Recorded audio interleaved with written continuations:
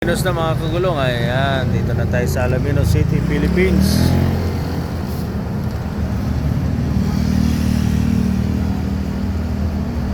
Pero hindi raw kulang ng mga kulang na rescue ng pao. Sa pagkakataong ito, alam daw ng mga na-recruit ang kanilang magiging trabaho. Alam nila na gano'n ang papasukin nila. Nakakatakot na ito kasi ang mga Pilipino na itong mga nagiging mga import criminals. Ano? Alam nila. Ito po, Alaminos. Boss, Alaminos City, Philippines. Salamat po, salamat. Mula Maynila. Thank you.